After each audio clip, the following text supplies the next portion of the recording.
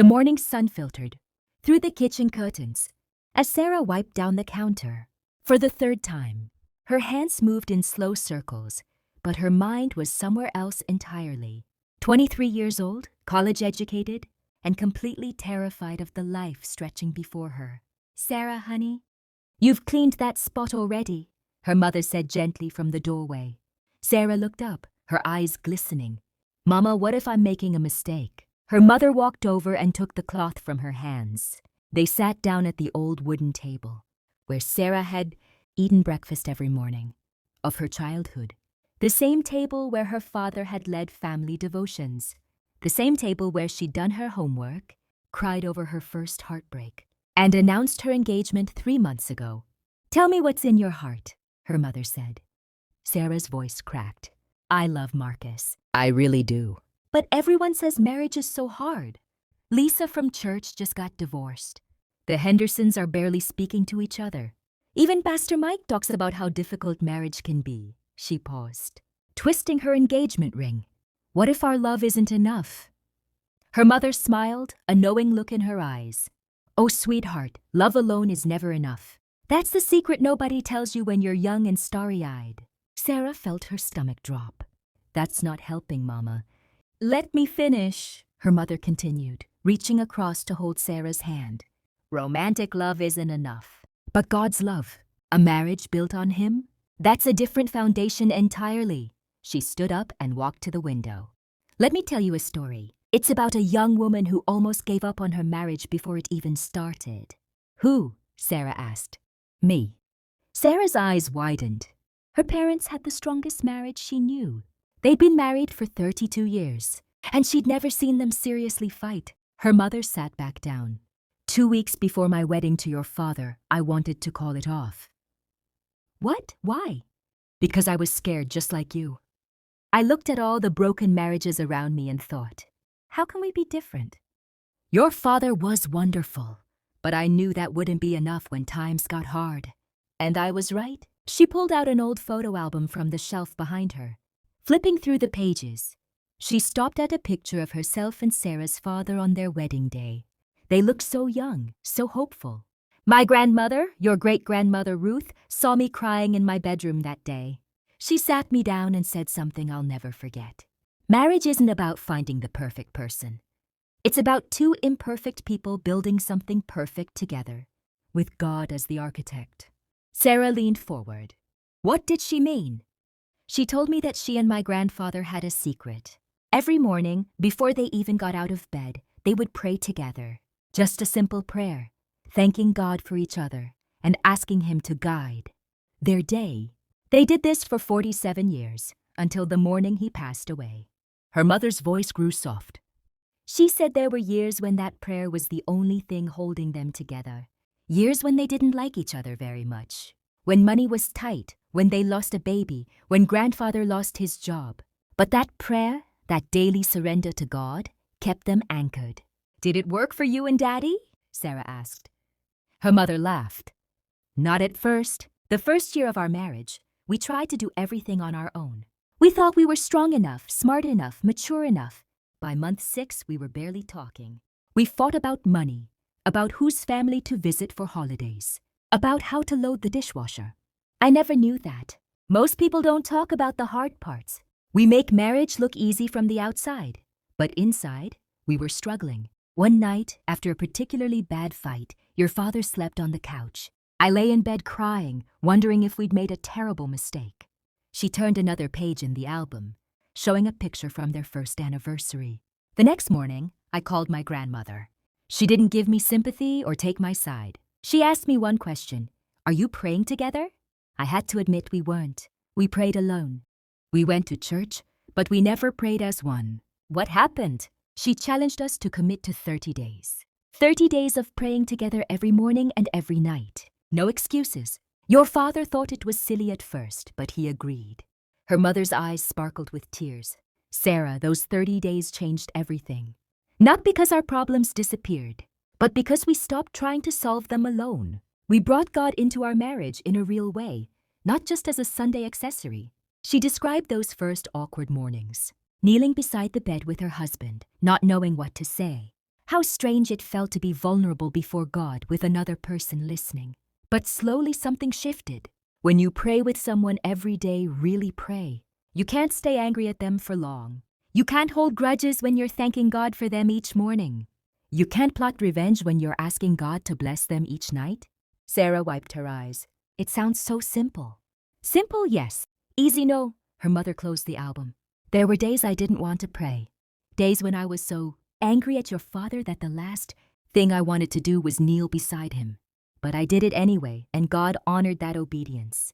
She shared how their prayer time evolved over the years, how they added scripture reading, how they started praying for their future children before Sarah was even conceived, how they prayed through her mother's miscarriage, through her father's job loss, through the death of both sets of parents. When your brother had that accident, do you remember? Sarah nodded. Her younger brother had nearly died in a car crash when he was 16. Your father and I spent 3 days in that hospital. We barely ate, barely slept, but every few hours we would hold hands and pray. We prayed in the waiting room, in the cafeteria, in the chapel. We prayed when the doctors gave us bad news, and we prayed when he finally opened his eyes. Her voice broke. Our marriage could have shattered under that pressure. Many marriages do. But our foundation held because it wasn't built on us. It was built on God. Sarah thought about Marcus, about the man she was going to marry. Mama, Marcus and I pray together sometimes. At dinner, before trips. Is that enough? Her mother shook her head gently. Honey, that's good, but it's not the same. I'm talking about daily, intimate, vulnerable prayer. The kind where you confess your fears, your weaknesses, your sins. Where you pray for each other's character, not just circumstances. Where you invite God into the messy middle of your marriage, not just the pretty edges. She explained how this practice had protected their marriage in unexpected ways. When you pray for your husband's walk with God, when you ask God to make him the man He's called him to be, it's very hard to tear him down with your words. When you're asking God to help you love him better, you start noticing the good things instead of just the annoyances. Did you ever want to give up? Sarah asked quietly. Many times. Her mother's honesty was surprising. Year 7 was brutal. Your father was working long hours. I was home with 2 babies. And we felt like roommates instead of lovers. We went through the motions, but the joy was gone. What did you do? We went back to the basics. We'd gotten lazy about our prayer time, letting it slip here and there. So we recommitted. We also started something new. Every Sunday night, after you kids were in bed, we would sit together and ask each other 3 questions. Sarah grabbed a napkin and pen from the table. What questions? Her mother counted on her fingers. 1. How can I love you better this week? 2. What's one thing I did that hurt you? 3. What's one thing I did that blessed you? She paused. Those questions kept us accountable. They kept us honest. They kept us growing. She told Sarah about the year she discovered those questions had probably saved their marriage. I was so focused on what your father wasn't doing that I'd stopped seeing what he was doing. When he told me that it blessed him when I left little notes in his lunch, I realized I'd stopped doing that. When I told him it hurt me when he came home and immediately turned on the TV instead of asking about my day, he didn't get defensive. He changed. Because you were already praying together, Sarah said. Understanding dawning. Exactly. Prayer softened our hearts toward each other. It made us teachable, humble, willing to change. Her mother stood and walked to the stove, putting the kettle on for tea. Your father isn't perfect, Sarah. I'm not perfect. We've hurt each other more times than I can count. We've had seasons of distance, of frustration, of boredom even. But our marriage has lasted because it was never about us being perfect. It was about us serving a perfect God, together. She poured 2 cups of tea and brought them to the table. Do you know what your father prayed for on our wedding night? Sarah shook her head. He prayed that God would make our marriage a testimony, that people would look at us and see Jesus, not just romance, that our love would point others to God's love. She smiled. I think that prayer kept us honest. When we were tempted to quit, we remembered that our marriage was bigger than us. It was a picture of Christ and the church. How could we give up on that? Sarah sipped her tea, thinking. What about when you don't feel like praying? When you're too angry or too hurt? Oh, honey, those are the most important times to pray. Not because you feel like it, but because you need it most. Her mother's voice was firm. There were mornings when I prayed through gritted teeth. When the only prayer I could manage was, God help. But I showed up. Your father showed up. And God met us there. She described a particularly difficult season when they disagreed about whether to move for her father's job. We prayed about it for 3 months.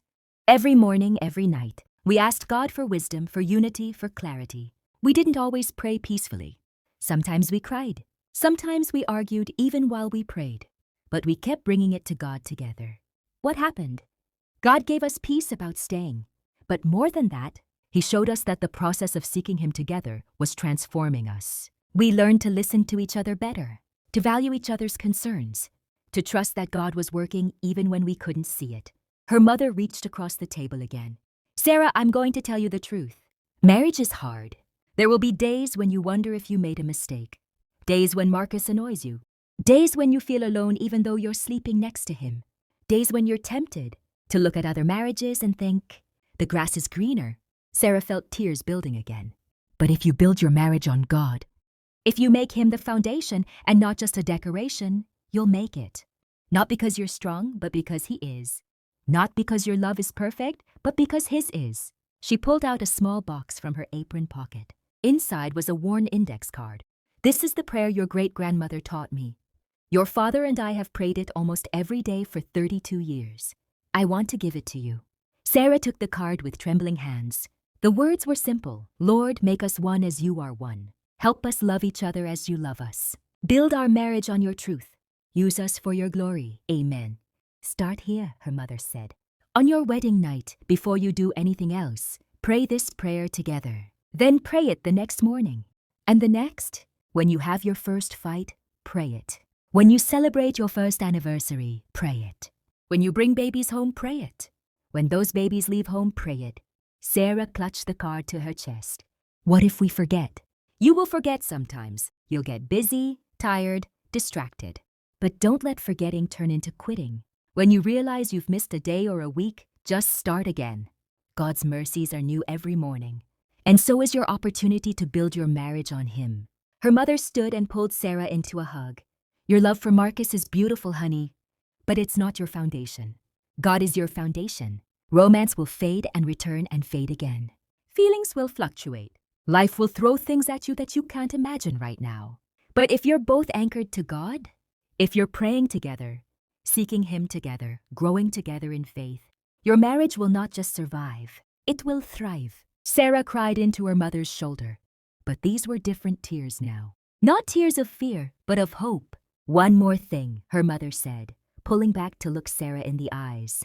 Never speak poorly of Marcus to others. Bring your complaints to God first in prayer. Let Him work on your heart before you vent to your friends. Protect your marriage by protecting his reputation. She explained how she'd seen marriages destroyed by wives who constantly criticized their husbands to others, or husbands who made jokes at their wives' expense. What you say about Marcus matters. Your words have power. Use them to build him up, not tear him down. That evening, Sarah sat down with Marcus and told him everything her mother had said. She showed him the prayer card, and together they made a commitment. They would pray together every day. They would ask each other those 3 questions every week. They would build their marriage on God, not on their own strength. Marcus held her hands. I'm scared too, he admitted. But I love you and I love God more. Let's do this. Let's build something that lasts. On their wedding night, after the reception ended and the guests went home, Sarah and Marcus knelt beside their hotel bed in their wedding clothes. They prayed the simple prayer from the worn index card, their voices shaky but sincere. That was 15 years ago. Now Sarah has her own daughter sitting at her kitchen table, wearing an engagement ring, asking the same questions Sarah once asked. And Sarah pulls out a box, takes out a worn index card, and begins the same way her mother did. Let me tell you a story about building a marriage that lasts. Because some legacies are worth passing down. Some prayers are worth repeating. Some foundations are worth building on. And a marriage centered on God, that's a love story that never ends.